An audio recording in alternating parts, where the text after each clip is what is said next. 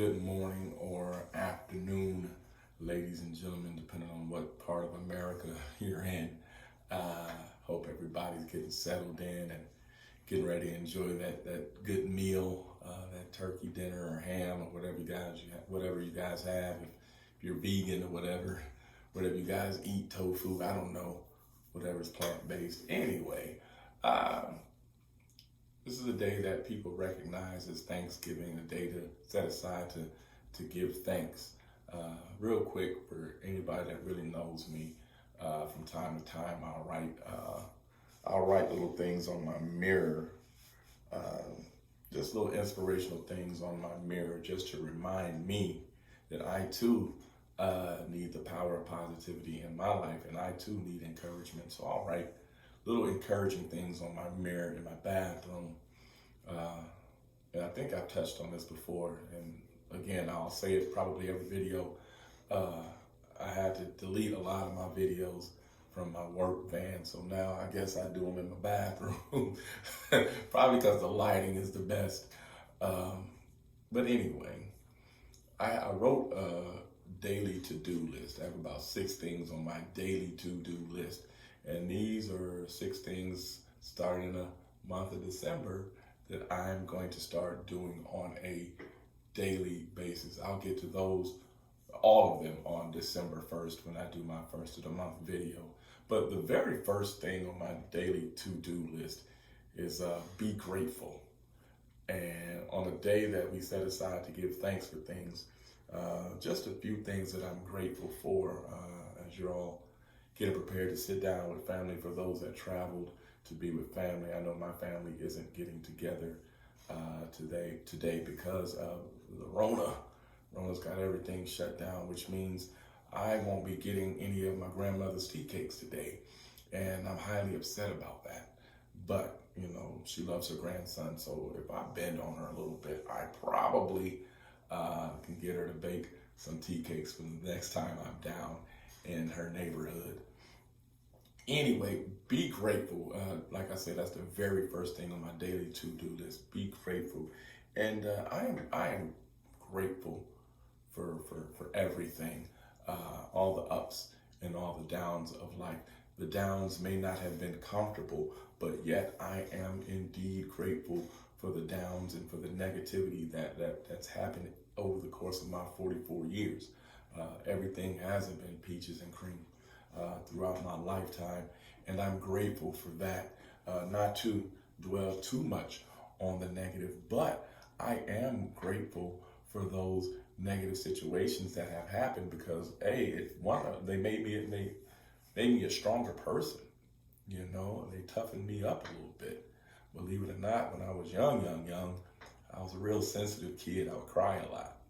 And I had kind of thin skin, but those situations toughened me up and gave me a thicker skin and made me appreciate the good times and not take good times for granted, even though there have been times that I've taken certain ones and certain things for granted. Going through those rough patches helped me to understand that you can't take things for granted, because they might not always be there, you know, at the end of the day. So I am grateful. I am grateful for the negative events that have happened in my life. And in my thought process, I can always put a positive spin on anything. If it's a negative event, but it came out with a positive outcome, is it really a negative event? You know, so that's one of the things that I think about. I am grateful for my haters. Simply put, I'm grateful for my haters. I'm grateful for the ones that told me what I couldn't do. Anybody that really knows me knows that the wrong thing to tell me is what I can't do. In some instances, tell me something I can't do, and I'll do my darndest to prove you wrong, because one, I'm a jerk. and I like to prove people wrong when they say, oh, he can't do this, he can't do that. Bet. I'll show you better than I can tell you. But no, I am thankful for the ones that, for the negative ones in my life. I appreciate your negativity. I know it sounds weird, but I appreciate your negativity because it helped mold me on the opposite side of what I am. I will always appreciate the ones that have shown me love and shown me support, because you guys really helped mold me into the man I am.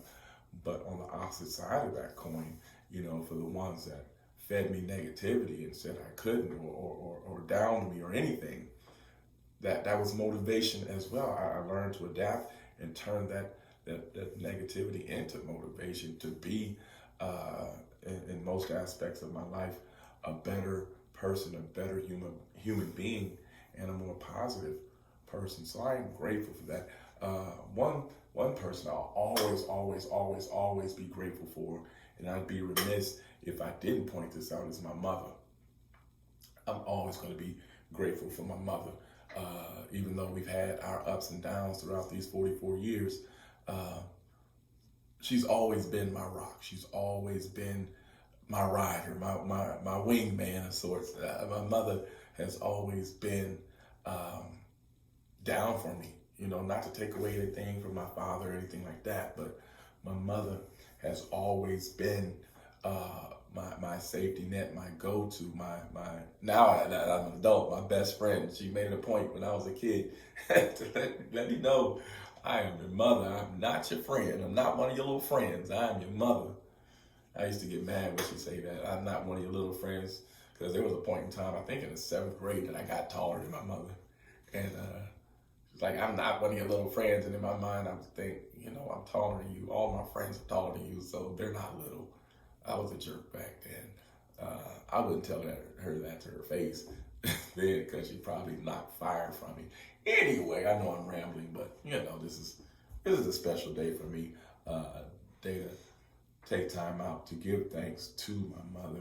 And then on the flip side too, give thanks to my father. Our relationship has gotten a whole lot better from what it was. I'd say probably about 6, 7, 8, 9 years ago. There was a point in time that I wouldn't talk to my father out of just foolish pride. And it came a point where I had to set that aside and really got down and had a conversation with my father. And I'm really grateful for my father and for all the wisdom he's given me, especially here lately. We've had some good talks lately, and I'm very grateful for my father. And also my stepmother. I'm very grateful for my stepmother. The one person that I really have to shout out is my sister Lynette. You've heard me talk about her from time to time. My sister Lynette is, I think we're both Leos, right? And so we understand, we have an unspoken connection. My sister Lynette has really been a force in my life, especially this past year, past couple years. Our relationship has gotten better. We've gotten a lot closer, and I am really grateful for my sister, because she is the one who really puts a lot of things into perspective for me. Every time we talk, every time we have a text conversation or a voice conversation, she puts a lot of things in perspective for me, and she challenges me in a way that no one else can or does. She challenges me, and I don't know what it is about my sister. Anybody else, I can kind of look past. They say something to me, I can kind of look past, like, all right, yeah, whatever. Especially like with my brother. I can be like, okay, man, all right, whatever, man, all right, cool. But with my sister, a lot of times when she'll say something to me, and it'll sting, and it'll get next to me, and it'll hurt, but I know she's telling me the truth, and the only way, and the only reason why she's telling me that is because she loves me.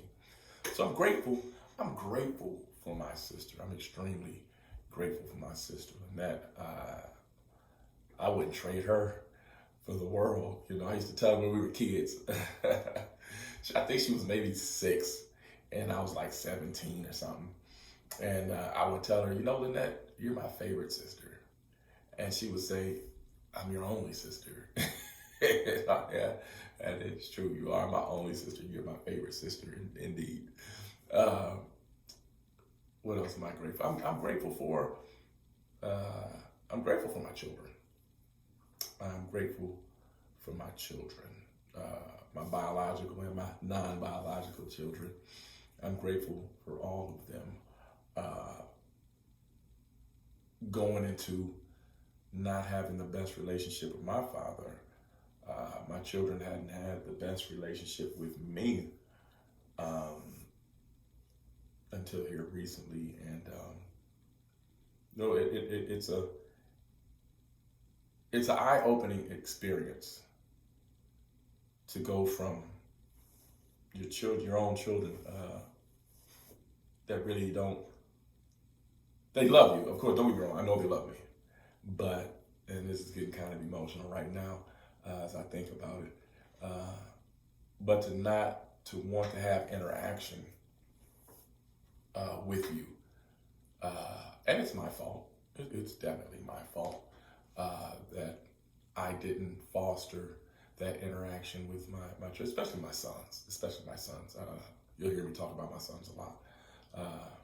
I didn't foster that interaction or push the issue with that interaction enough. And even in that, I'm grateful for the opportunity now that we have to be able to talk to each other, to be able to open up to one another, and to be able to see where the other is coming from and understand why certain things transpired the way they did. Nothing was ever a fault of them.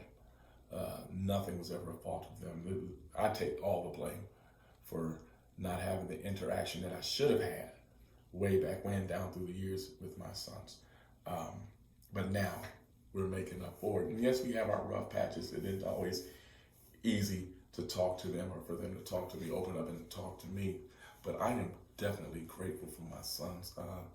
I tell a story about my oldest boy. He'll probably get after me for this, but anyway, it's the holiday. And if you're still watching at this point, it's a pretty good story about both of my boys. I named him Rory Christopher Holmes Jr. Partly because I'm an egomaniac. No, I'm not really an egomaniac, but I did want to have a junior. And I've always wanted to be a senior ever since I knew about having kids. I did always want to have a son. And I knew little Rory, as I affectionately called him. It's Chris now, so when you see him, you refer to him as Chris. I'm pretty much the only one that calls him little Rory. But when you see him, you refer to him as Chris.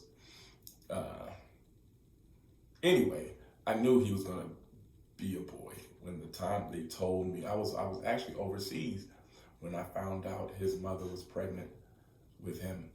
She was a month pregnant when they got into a car accident. And I'd be overseas for the next 5 months, and then I came home, and what happened? So the night before he was born, I believe it was, and I'm pretty sure his mother will correct me, the night before he was born, we went to the hospital, and the doctor was like, it's a false alarm. Going back home, it'll be okay. So the very next morning, actually, July 16th, I was sleeping good too. July 16th, at about 6:45, close to 7, his mother woke me up and said, Rory, it's time. And I was just like, nah, it's not. It's a false alarm. Go back to sleep. And then she hit me. They said, Rory, it's time. So about 7 o'clock, we got to the hospital there on base, Jacksonville, North Carolina. Shout out Camp Lejeune, North Carolina. We got to the base hospital. We got there about 7 o'clock. That's what it was. We got there about 7 o'clock. And around that 7:30 time frame, here comes a brown baby boy.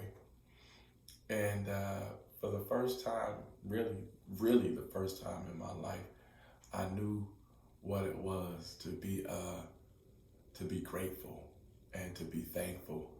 I'm getting emotional right now. To be thankful, and that was probably one of the Y'all excuse me. One of the best, matter of fact, that was the best moment of my life right then. Uh, Meeting my son for the first time. I really didn't expect this video to turn out this way. But I'm grateful for that moment. I'm really grateful for that moment.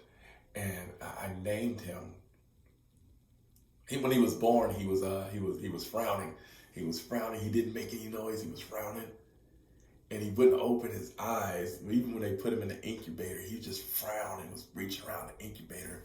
He's too big for the incubator. He's too long. I think he was like 22, 23 inches. He was long, 23 inches, something like that. Anyway,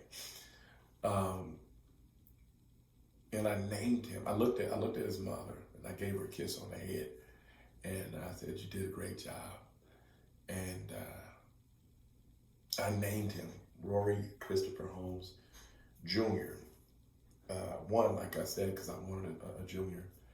And two, I knew he would be the only Rory Christopher Holmes Jr. in the world. And because he was a unique kid, I knew from the very beginning he would be a unique kid.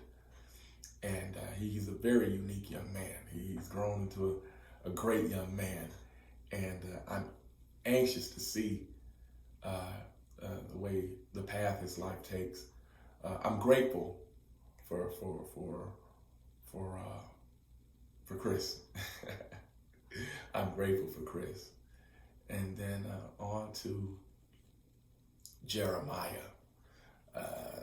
Jeremiah, that's the bubbly one. When he was born, he was eyes wide open. He was screaming, and he cried forever. And he was born with eyes wide open, just looking around, and he was screaming. And it's evident in his personality today because he's just a happy-go-lucky kid. And he just talks. He talks. I wonder where he gets it from. But he's so full of life. Both of them so full of life and so full of personality. December 23rd, when he was born. And the only thing I could really think of that day was like, man, I'm going to have to double up on birthday and Christmas. But I'm grateful. I'm grateful for those boys of mine. I'm grateful, honestly, and I'm grateful for their mother. I really am. I can man up and say that. Their mother has done and continues to do a wonderful job with them. We may not see eye to eye all the time, but their mother does an excellent job with them. And those are just some of the things. Of course, I'm grateful for talking about my biological kids now. I'm grateful for my daughter, Logan. Logan is really, you talk about somebody that challenges you. She is every bit of my sister, and it's so crazy. She's every bit of my sister, looks just like me, and every bit as sassy as my sister. Was born January 15th on Martin Luther King's birthday, Martin Luther King Jr.'s birthday. And she is every bit, as goofy as I am, as sassy as Lynette, and just all of that. And those three, my biological ones, make up who I am. And I'm just grateful for them. I'm really grateful for them. I love them dearly. I love all my children, biological, non-biological, nieces, nephews. I love them all. But I'm really grateful for the people that have come and gone out of my life. Everyone has had an impact in my life, whether it be positive or negative. And to bring that back around, is it really a negative if something positive comes out of it? Just want to take this time out just to say that I'm grateful. And I'm thankful for you. I'm thankful for the ones that have supported me throughout my visions down through the years, supported the book that I wrote, the Poetically Incorrect book. Shameless plug, that's okay. A lot of you that are watching this video, if you're still watching this video, then you probably already bought the book, or read it, or seen it.